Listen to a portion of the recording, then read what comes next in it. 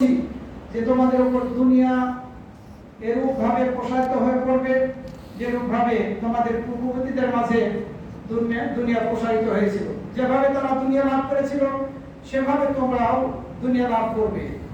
এরপরে তোমরা দুনিয়ার প্রতি আকৃষ্ট হবে, যেমনি ভাবে পূর্ববর্তী মানুষেরা দুনিয়ার প্রতি আকৃষ্ট হয়েছিল, আর তা তোমাদের ধ্বংস করবে, যেমনি ভাবে তোমাদের পূর্ববর্তীদেরকে ধ্বংস করেছিল এই দুনিয়ার লোভ লালসা। তোমাদেরকে আখিরাত থেকে বিমুখ করবে, যেমনি ভাবে তোমাদের পূর্ববর্তীদেরকে আখিরাত থেকে বিমুখ করেছিল। এই হাদিস বুখারী এবং মুসলিম শরীফের মধ্যে বর্ণিত হয়েছে। সুতরাং যেসব ইহুদি খ্রিস্টান বিধর্মীরা তাদের দ্বীনকে ত্যাগ করে দুনিয়ামুখী হয়েছিল, আখিরাতকে ত্যাগ করে দুনিয়ামুখী হয়েছিল, সেই মন্দ বৈশিষ্ট্যের ধারক যাতে আমরা না হই, তা না হলে সেটি আমাদের জন্য ধ্বংসের কারণ হবে। সম্মানিত মুসলিমবৃন্দ, কানাতের সন্তুষ্ট থাকা এই গুণের অনুপস্থিতির কারণে লোভ আর অতৃপ্তি সমাজের মধ্যে ছড়িয়ে পড়েছে। এই কানাত হারিয়ে যাওয়ার কারণে জাতি এবং সমাজগুলো হিংসা বিদ্বেষ এবং ঘৃণার আগুনে দগ্ধ হচ্ছে। আর বহু দেশ এবং সমাজে চুরি ডাকাতি চাঁদাবাজি দ্বন্দ্ব সংঘাত বেড়ে যাওয়ার মূল কারণ হচ্ছে অসন্তুষ্ট থাকা, সন্তুষ্ট না থাকা। সমাজের মধ্যে অনেক নেতা আছে যারা অঢেল সম্পদের মালিক, কিন্তু তারা সন্তুষ্ট থাকতে পারছে না, আরো চায়, আরো ধন সম্পদ বাড়াতে চায়। সন্তুষ্ট না থাকার কারণে তাদের মাঝে এই মন মানসিকতা আমরা লক্ষ্য করছি, এবং চুরিও করছে, ক্ষেত্র বিশেষে ডাকাতি করছে, ছিনতাই করছে, অথবা অন্যদেরকে দিয়ে করাচ্ছে, চাঁদাবাজি করছে, অথবা অন্যদেরকে দিয়ে চাঁদাবাজি করাচ্ছে। যে যেভাবে পারছে সন্তুষ্ট না থাকার কারণে অর্থ উপার্জন করার ব্যাপারে নিজেদেরকে নিয়ে যেতে রাখছে। কোন প্রশ্নকারী যদি প্রশ্ন করে এই কানাত বলতে আসলে কি বোঝানো হচ্ছে, কানাত দ্বারা কি আমরা বুঝবো, এই কানাতটা এমন কি কেমন গুণ যে গুণটাকে আমরা আঁকড়ে ধরবো, ধারণ করবো। কানাত হচ্ছে এমন একটি গুণ যে আল্লাহ আপনাকে যা কিছু দিয়েছেন তাতে আপনি সন্তুষ্ট থাকবেন। আল্লাহ আপনাকে যা কিছু দেননি, আপনার নিকটে যা নেই সেটার লোভকে আপনি ত্যাগ করবেন, এটি হচ্ছে কানাত। এরপরে কানাত হচ্ছে পবিত্র হালাল যেটি, সেটি লাভ করার দ্বারা আপনি নিজেকে স্বয়ং সম্পূর্ণ মনে করবেন। যেটি অপবিত্র হারাম, সেটিকে আপনি পরিত্যাগ করার দ্বারা নিজেকে স্বয়ং সম্পূর্ণ মনে করবেন। কানাত হচ্ছে সন্তুষ্টিতে অন্তরকে পরিপূর্ণ করে রাখা, অসন্তুষ্টি থেকে, ক্রোধ প্রকাশ করা থেকে, অভিযোগ করা থেকে অন্তরকে অনেক দূরে রাখা। এগুলো হচ্ছে কানা ধারণকারী সেই ব্যক্তি নয় যে ব্যক্তি সৃষ্টিকর্তার রিজিকদাতার বিপক্ষে মানুষের কাছে অভিযোগ করে, আমি এমন কি অপরাধ করলাম, এমন কি পাপ করলাম যে আমাকে আল্লাহ এই বিপদে ফেলবে। এই ব্যক্তি আসলে সন্তুষ্ট না। আবার কানে সন্তুষ্ট সেই ব্যক্তিও নয় যে ব্যক্তি হয়তো দুনিয়ার কোনো মর্যাদা লাভ না করার কারণে রাগান্বিত হচ্ছে। এই ব্যক্তিও কানে নয়, এই ব্যক্তিও সন্তুষ্ট নয়। সময় মুসলিমবৃন্দ, এই কানা অল্পে তুষ্ট থাকা অথবা আল্লাহ যা কিছু আমাদেরকে দিয়েছেন এতে সন্তুষ্ট থাকা, এটি একটি মহা ঔষধ, এটি একটি আরোগ্য লাভ করার উৎস। লোভ লালসার ব্যাধি থেকে আরোগ্য লাভ করা যায় এই কানাতের দ্বারা। দুশ্চিন্তা দুঃখ কষ্ট থেকে আরোগ্য লাভ করা যায়, ঘৃণা হিংসা থেকে আরোগ্য লাভ করা যায় এই কানাতের দ্বারা, সন্তুষ্ট থাকার দ্বারা। এবং মানুষের সম্পদ লুণ্ঠন এবং অন্যের সম্পত্তির উপরে অবৈধ আগ্রাসনের প্রবণতা থেকে নিরাপদে নিজেদেরকে রাখা যায় এটির জন্য এই কানাতের প্রয়োজন আছে, আর কানাত হচ্ছে সেটির ওষুধ। সম্মানিত মুসল্লিবৃন্দ, এই কানাত মানে এটা নয় যে বান্দা গরিব অবস্থায় থাকবে আর সে সবসময় আল্লাহর উপরে সন্তুষ্ট থাকবে। গরিব মানুষের জন্য সন্তুষ্ট থাকাটা, এই বৈশিষ্ট্যটা এমনটি নয় যে গরিব যারা, যাদের কিছু নেই, তারা তাতেই সন্তুষ্ট থাকবে। এই কানাত গুণটা শুধুমাত্র তাদের জন্যই, বিষয়টি কিন্তু এমন নয়। ধনীদের মাঝেও কানাতের প্রয়োজন আছে, অবশ্যই এই গুণ তাদের মাঝেও থাকতে হবে, যেমনি ভাবে গরিবদের মাঝে কানাত থাকতে হবে। ধনীরা কানাত গুলো কিভাবে? সে কৃতজ্ঞ এবং সন্তুষ্ট থাকবে, তার জন্য দুনিয়া হাতে থাকবে, হৃদয়ে না। ধনী ব্যক্তির দুনিয়া তার হাতে থাকবে কিন্তু হৃদয়ে না। যদি তার হৃদয়ের মধ্যে দুনিয়ার অনুপ্রবেশ করে, তাহলে সে দুনিয়ার দাসে পরিণত হবে। সে যাতে দুনিয়ার দাসে পরিণত না হয়, এই জন্য ধনী মানুষের ধন সম্পদ তার হাতে থাকবে, অন্তরে থাকবে না। তার অন্তরে থাকবে শুধু আখিরাত। এটি হচ্ছে ধনী মানুষের কানাত। কত মানুষই না আছে প্রচুর সম্পদের অধিকারী, এরপরেও তারা সন্তুষ্ট, নিয়ামত লাভ করেছে, এই জন্য সর্বদা আল্লাহ রাব্বুল আলামিনের শুকরিয়া আদায় করে। তারা তাদের ব্যবসায় প্রতারণা করে না, এটা সন্তুষ্ট থাকা। প্রতারণা করলে সে অসন্তুষ্ট, সে চিট করলে সে অসন্তুষ্ট। দিন মজুরদের হক আটকে রাখে না, আটকে রাখলে সে অসন্তুষ্ট, সে সন্তুষ্ট নামক এই গুণকে ধারণ করতে পারল না। সম্পদ, পদ বা মর্যাদার জন্য মানুষের কাছে নিজেকে অপমানিত, অপদস্থ করে না। অনেক ধনী মানুষ আছে কিন্তু নিজেকে অপমানিত, অপদস্থ করে ওই সব গরিব মানুষদের সামনে, সে আসলে সন্তুষ্ট হতে পারেনি। ধনীদের কানাত হচ্ছে তার সম্পদের উপরে যে যাকাত খরচ হয়েছে, এই যাকাত সে বন্ধ করবে না, যাকাত যথাযথভাবে আদায় করবে। এটি হচ্ছে তার কানাত।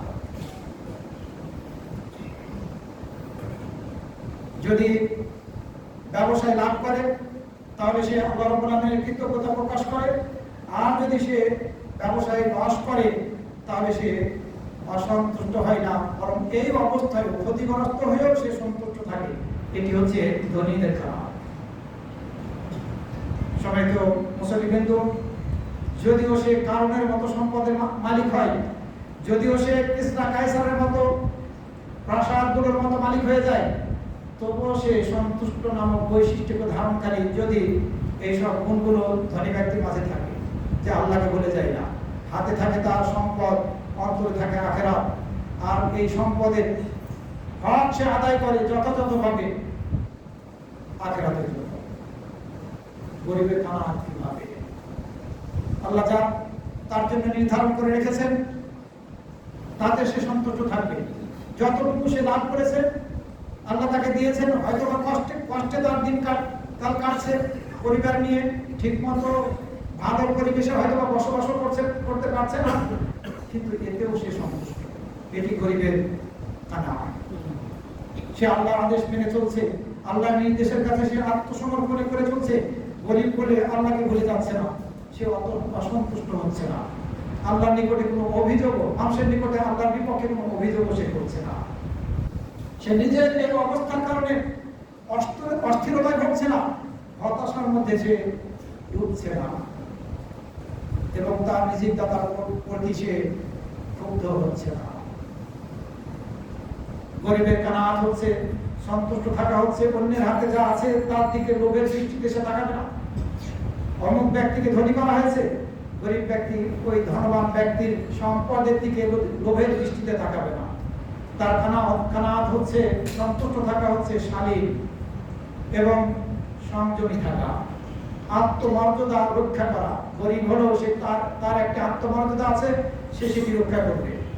এবং জীবিকা অর্জনের জন্য কখনো গরিব মানুষ হারামে নিজেকে যুক্ত করবে না।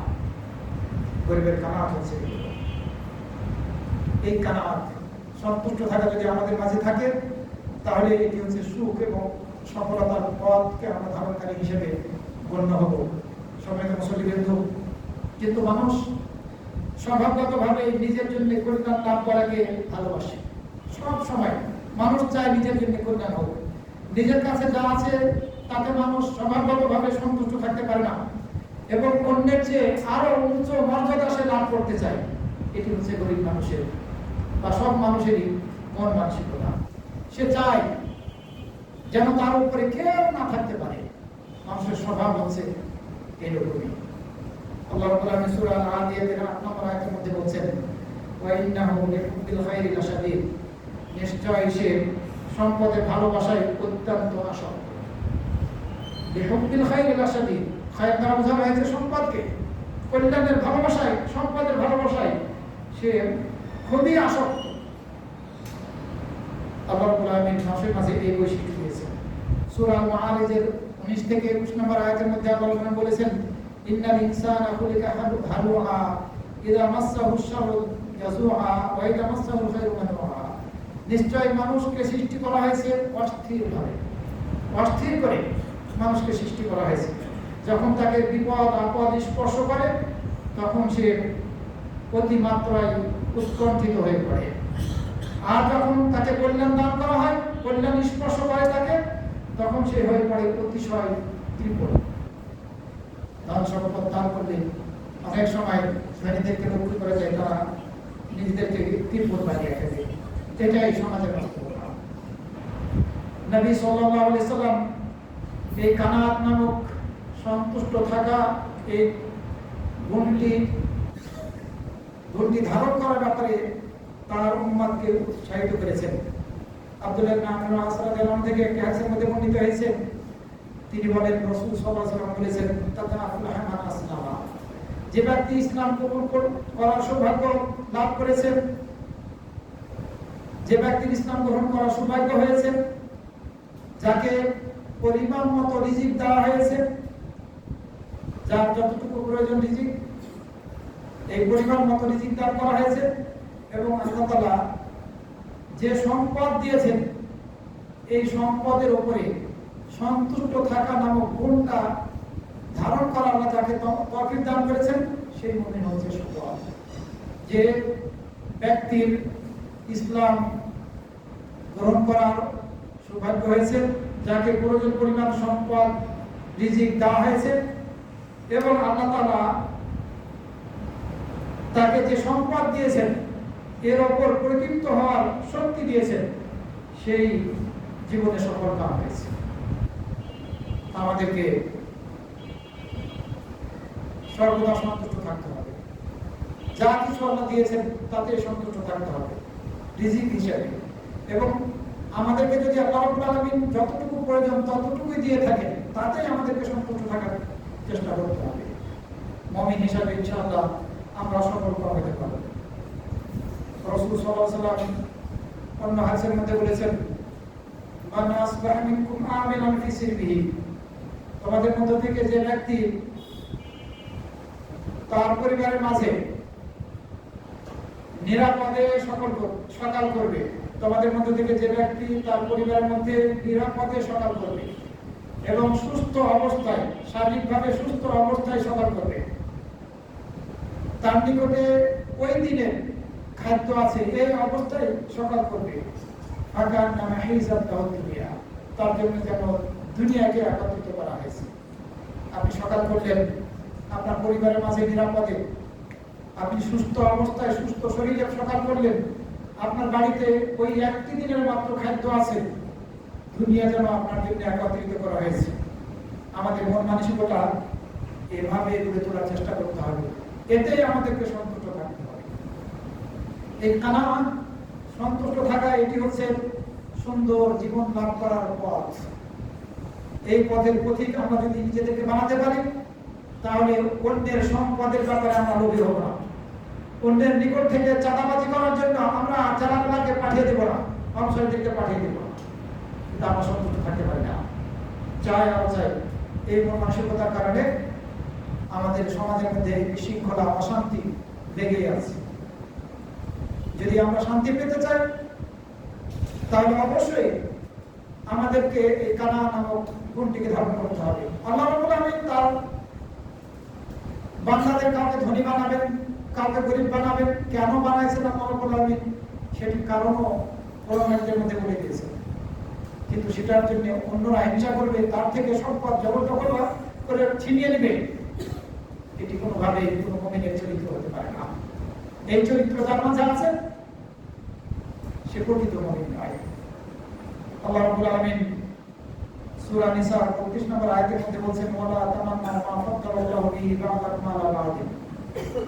আর তোমরা কামনা করো না, আকাঙ্ক্ষা করো না আল্লাহ তোমাদের মধ্য থেকে যাকে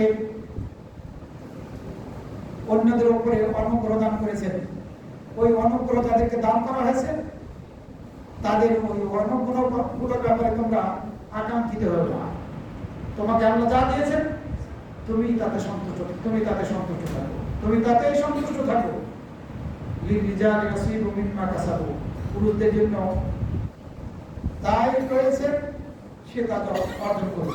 নারীদের জন্য দায় রয়েছে, সে তা অর্জন করবে। ওয়াসআলুল্লাহা মিন ফাদলিহি, আর তোমরা আল্লাহর নিকট থেকে তার অনুগ্রহ তালাশ করো, চাও।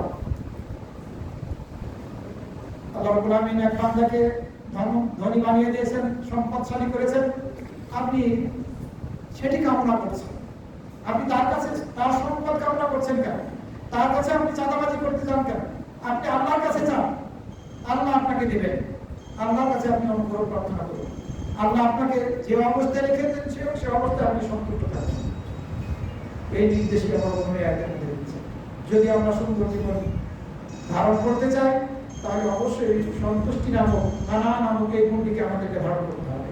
আল্লাহ সূরা আন-নাহলের ৯৭ নম্বর আয়াতের মধ্যে বলেছেন, মান আমিলা সালিহান মিন যাকারিন আও উনসা, নারী এবং পুরুষদের মধ্যে থেকে যে সৎআমল করবে ঈমানের অবস্থায়, ঈমান এনেছে এই অবস্থায়, আল্লাহ ইনকার করছেন, ফালানুহইয়ান্নাহু হায়াতান তাইয়্যিবা, অবশ্যই আমি তাকে সুন্দর জীবন দান করব।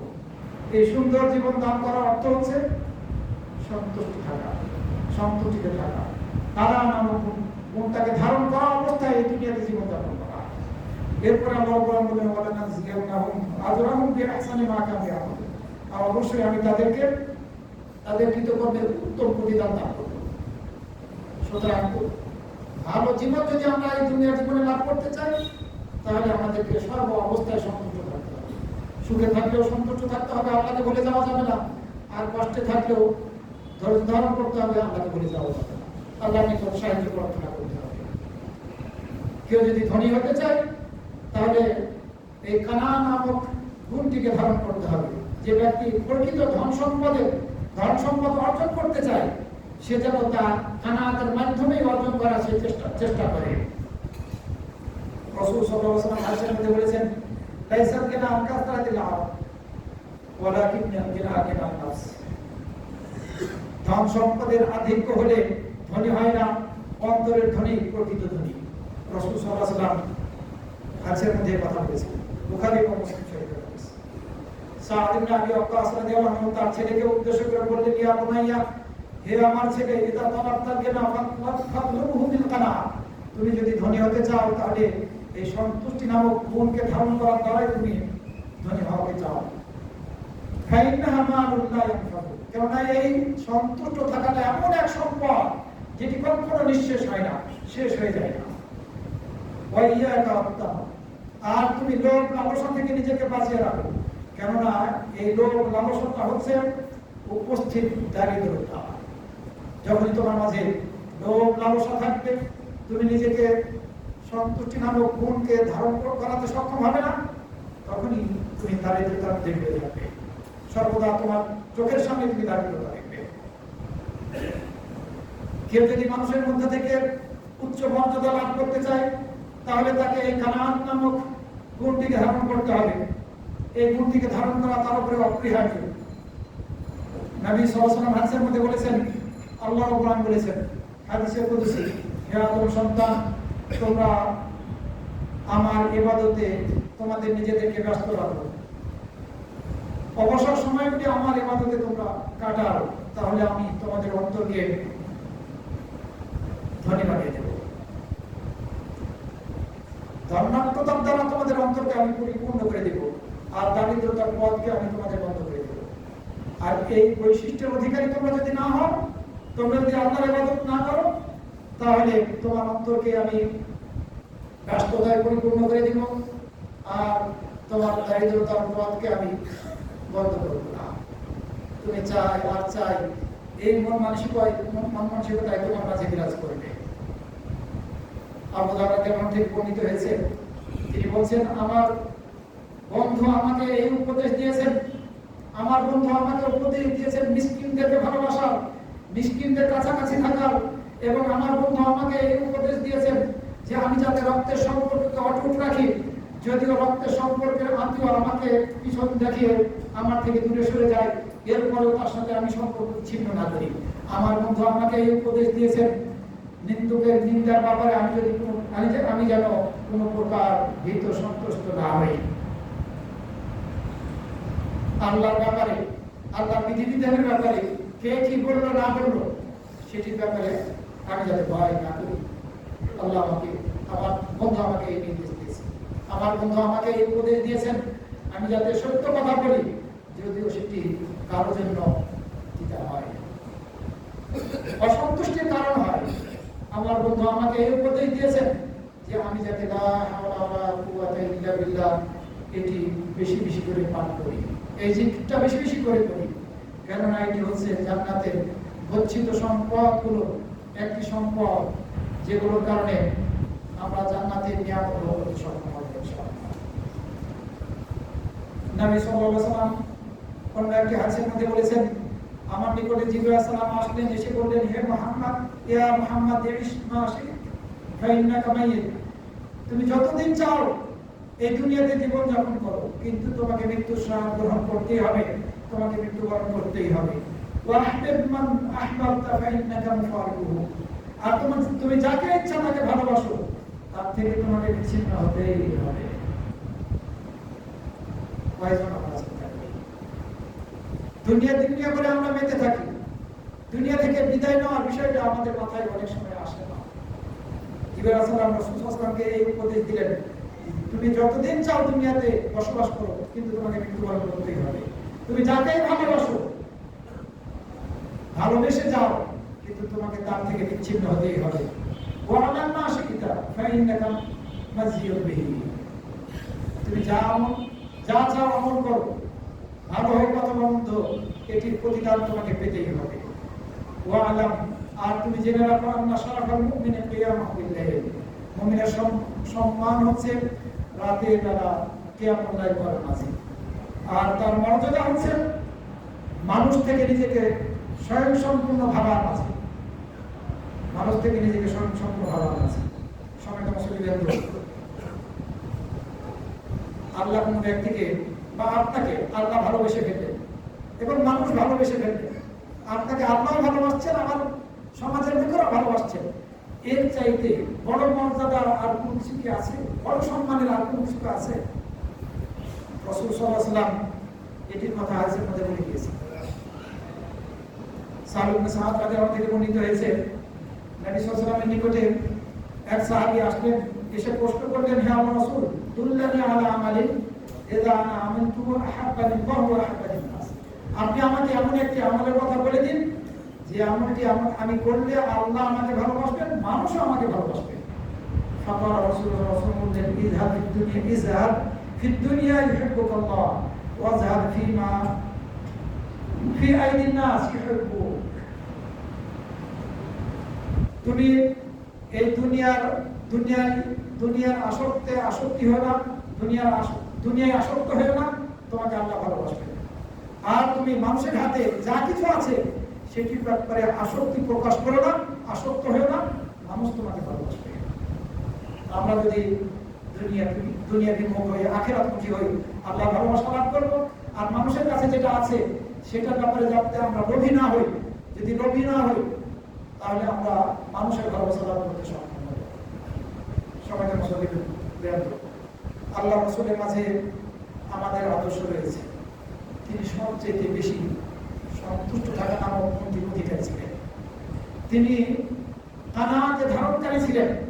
তার জীবনের দিকে যদি আমরা একটু লক্ষ্য করি, তাহলে বহু দৃষ্টান্ত আমরা তার জীবনের মাঝে লাভ করব। এই সন্তুষ্টি নামক সব গুণটি রাসূল সাল্লাল্লাহু আলাইহি ওয়াসাল্লামের মাঝে ছিল। তিনি সুন্দর চরিত্রের অধিকারী ছিলেন, তিনি সুন্দর আদর্শের অনুসারী ছিলেন। নবী সাল্লাল্লাহু আলাইহি ওয়াসাল্লাম ছিলেন সর্বদা কৃতজ্ঞ, সর্বদা তিনি সংযমী থাকতেন, তিনি সন্তুষ্ট থাকতেন, তিনি ধৈর্যশীল থাকতেন। এইসব গুণগুলোতে আমাদের গুণান্বিত হতে হবে, কারণ আমরা আমাদের নবী মুহাম্মদ সাল্লাল্লাহু আলাইহি ওয়াসাল্লামের আদর্শকে ধারণকারী। দুনিয়ার যত সুখ শান্তি আছে, এই সুখ শান্তির যে আখিরাতের সুখ শান্তি, সেটা কি রাসূল সাল্লাল্লাহু আলাইহি ওয়াসাল্লাম প্রাধান্য দিয়েছিলেন। আমরা যদি তার জীবনের দিকে লক্ষ্য করি, তাহলে খুব সহজে এটি লক্ষ্য করব, দেখতে পাবো। আয়েশা রাদিয়াল্লাহু আনহা তার ভাগনা উরওয়াকে উদ্দেশ্য করে বললেন, ইন কুননা লানানদুরু ইলা হিলাল সালাসাতা আহিল্লা। আমরা তিনটা চাঁদ দেখে ফেলতাম। রাসূল সাল্লাল্লাহু আলাইহি ওয়াসাল্লামের ঘরগুলোর মাঝে এই তিনটা চাঁদ দেখে ফেলতাম, এরপরেও আমরা চুলা জ্বালাতে পারতাম না, আগুন জ্বলতো না। তিন চাঁদ দেখে ফেলতাম, কিছু রান্নাই হতো না, রান্না করার মতো কিছু আমাদের ঘরে থাকতো না। এই ছিল রাসূল সাল্লাল্লাহু আলাইহি ওয়াসাল্লামের পরিবারের অবস্থা।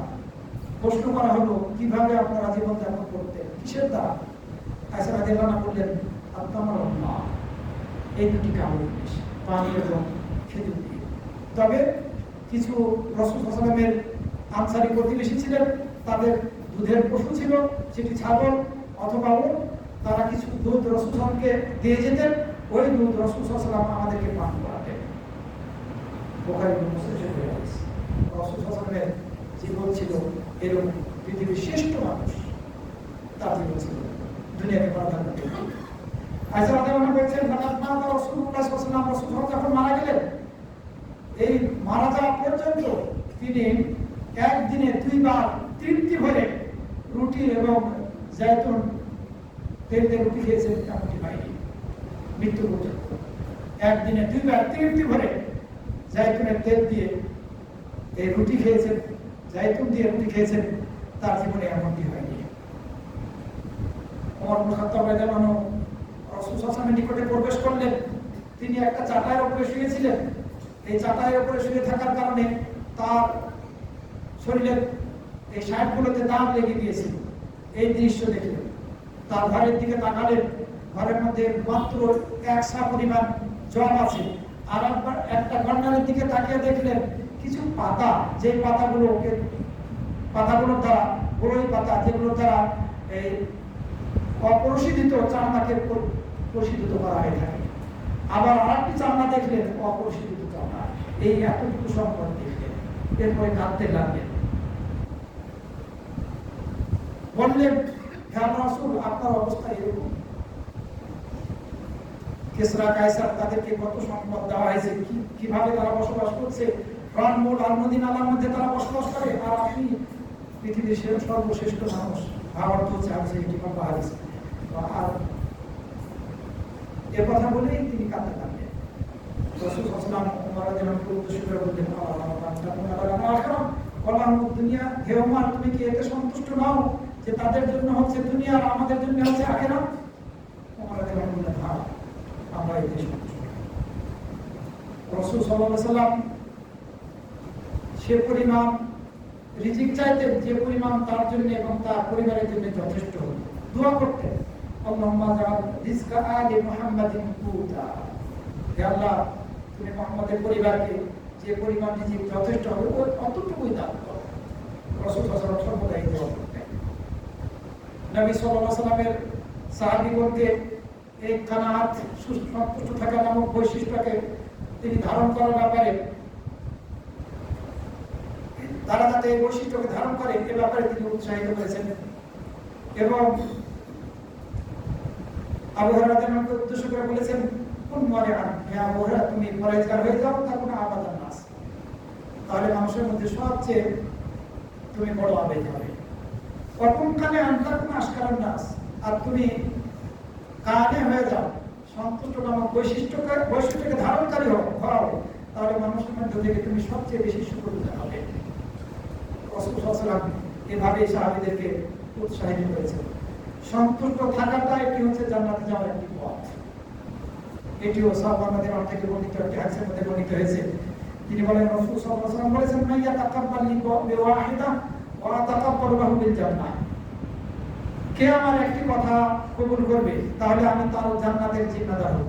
একটি কথা কবুল করবে আমি তার জান্নাতের জিম্মাদার হব। কিন্তু আনা সাহাবাদের নাম বলেন, আমি আপনার একটি কথা গ্রহণ করব, কবুল করব। হ্যাঁ রাসূল সাল্লাল্লাহু আলাইহি ওয়াসাল্লাম বলেন, লা তাসআলিনা শাইআ, তুমি মানুষের কাছে হাত দিতে না, মানুষের কাছে কিছু চাইও না। কালা ফাকানা সাওবা।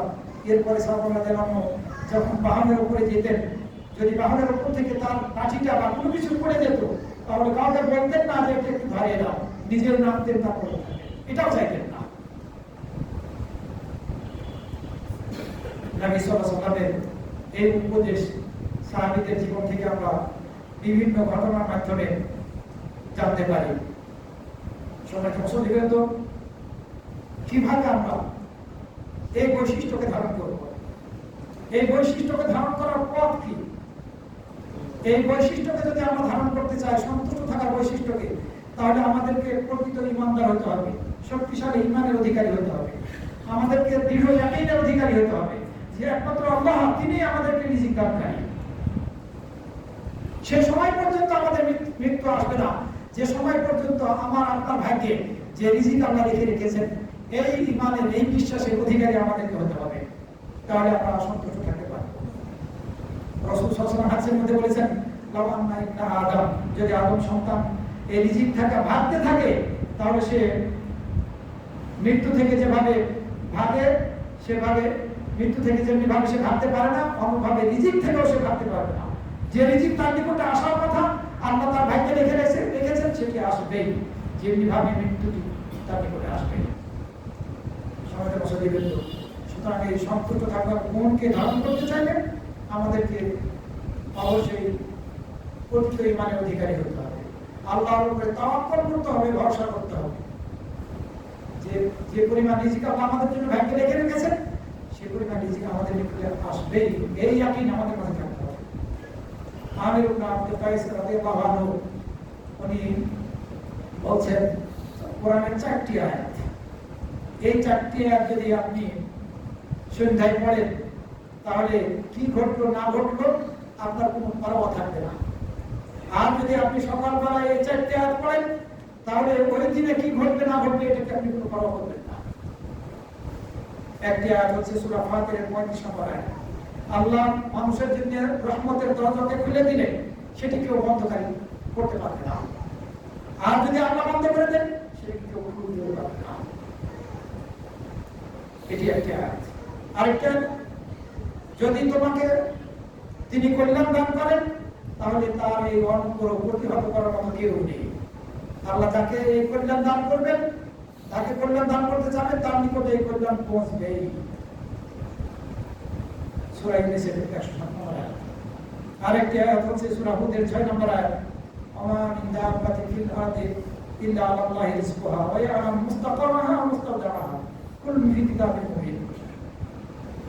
এই জমিনের মধ্যে যত জীব-জন্তু বিচরণকারী আছে, সব কিছু রিজিক দাতা হচ্ছেন আল্লাহ রাব্বুল আলামিন। এবং আল্লাহ জানেন কার আবাসস্থল কোথায়, জমিনের উপরে নাকি জমিনের নিচে, পানির ভিতরে নাকি পানির উপরে, সবার আবাসস্থল সম্পর্কে জানেন। এবং তিনি কখন কাকে কবরস্থ করবেন, কোথায় করবেন, এ সম্পর্কে আল্লাহ রাব্বুল আলামিন জানেন। সব কিছু সুস্পষ্ট কিতাবের মধ্যে, লৌহে মাহফুজের মধ্যে লিপিবদ্ধ আছে। সূরা হুদের 4 নম্বর আয়াত। এরপরে সাইয়াদাল্লাহু ওয়া বা'দা উসরিন ইউসরা, সূরা তালাক 7 নম্বর আয়াত। আল্লাহ রাব্বুল আলামিন কঠিন সময়ের পরে সহজ সময় এনে দেন। এই 4টি আয়াত যদি আমরা সকালে পড়ি, সন্ধ্যায় পড়ি, তাহলে পারে যে অবস্থার মধ্যে আমরা থাকি না কেন, এই আয়াতগুলোর ভাবার্থকে যদি আমরা ধারণ করতে পারি, তাহলে কানার ঘুমটাকে আমরা কোনোভাবেই ত্যাগ করবো না, কোনোভাবেই ছাড়বো না, এটি আমাদের মাঝে থাকবে। আমাদেরকে কানার নামক গুণটি নিজেদের মাঝে নিয়ে আসতে হলে উপর দিকে তাকালে চলবে না, যারা ধনী তাদের দিকে থাকবো, এটি হবে না, তাহলে সন্তুষ্ট থাকতে পারবো না। নিচের দিকে তাকাতে হবে। আপনি যে অবস্থায় আছি, এই অবস্থাতে সন্তুষ্ট থাকতে হবে, নিচের দিকে তাকাতে হবে, তাহলে আপনি আল্লাহ শুকরিয়া আদায় করতে পারবেন। আল্লাহর নিয়ামতের মূল্যায়ন আপনার পক্ষে করা সম্ভব। যেটি রাসূল সাল্লাল্লাহু আলাইহি ওয়াসাল্লাম হাদিসের মধ্যে বলেছেন, বুখারী ও মুসলিম শরীফের মধ্যে হাদিসের মধ্যে বলেছেন।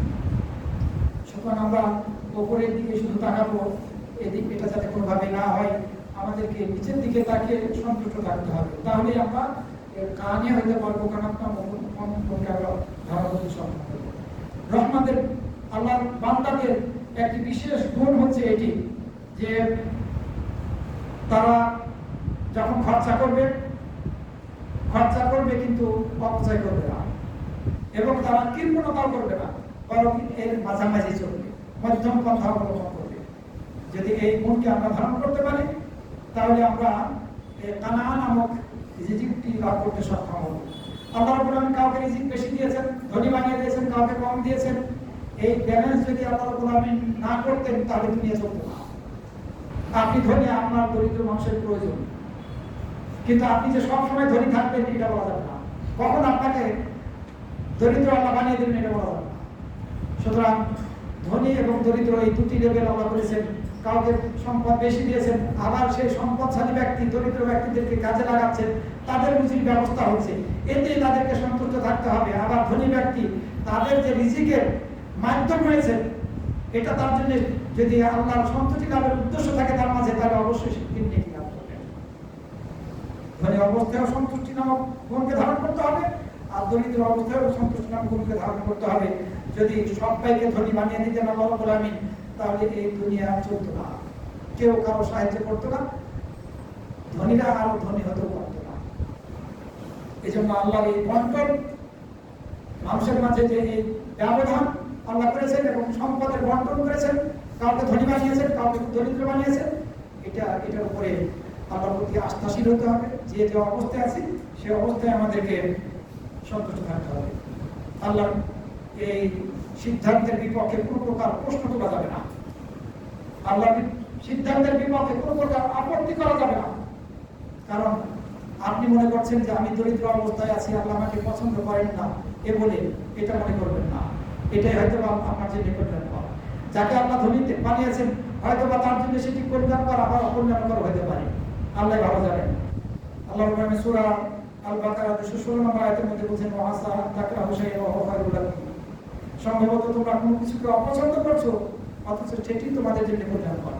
আর সম্ভবত তোমরা কোনো কিছুকে পছন্দ করছো, সেটা তোমাদের জন্য অকল্যাণকর। পছন্দ করছি কিন্তু সেটা অকল্যাণকর হতে পারে। আল্লাহ জানেন তোমরা সেটি জানো না। এই জন্য আমাদেরকে এটা বুঝলে চলবে না যে ধনী মানেই সুখ শান্তি, আর দরিদ্র হলে সুখ শান্তি নেই, এই মানসিকতা কোনোভাবে প্রকাশ করা যাবে না। আল্লাহ রাব্বুল আলামিন আমাদেরকে যেমনি ভাবে ধনবান বানিয়ে পরীক্ষার মধ্যে ফেলেছেন, অন্যভাবে কাউকে দারিদ্রতার মাঝে রেখেও পরীক্ষার মধ্যে ফেলেছেন। উভয় ভাবেই আল্লাহ রাব্বুল আলামিন পরীক্ষা করে থাকেন। কাউকে ধন সম্পদের মালিক বানিয়ে পরীক্ষা করেন, কাউকে দারিদ্রতা দান করে পরীক্ষা করেন, যেটি সূরা কোরআনের মধ্যে আল্লাহ বলেছেন একাধিক আয়াতের মধ্যে।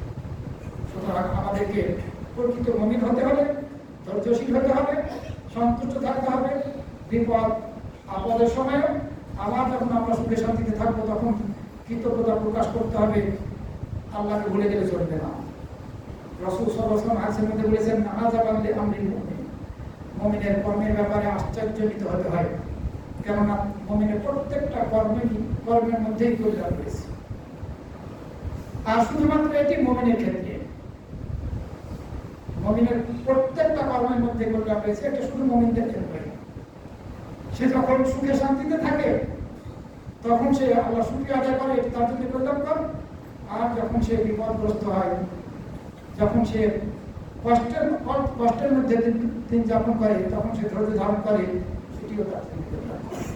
সুতরাং আমাদেরকে এই ধনী থাকা অবস্থায় আল্লাহ রাব্বুল আলামিনের প্রতি সন্তুষ্ট থাকতে হবে, এবং আমরা যখন দরিদ্র থাকবো সে সময় সন্তুষ্ট থাকতে হবে।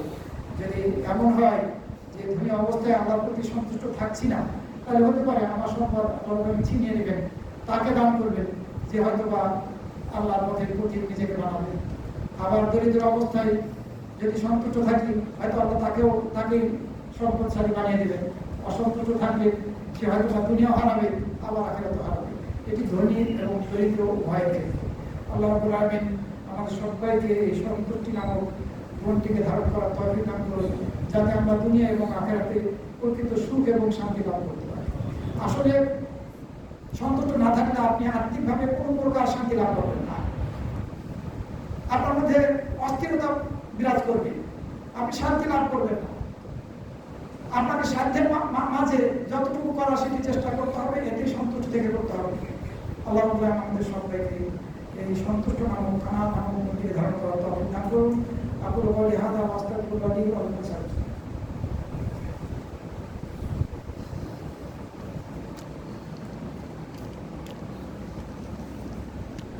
আলহামদুলিল্লাহ والصلاة والسلام على نبينا محمد وعلى آله وصحبه أجمعين.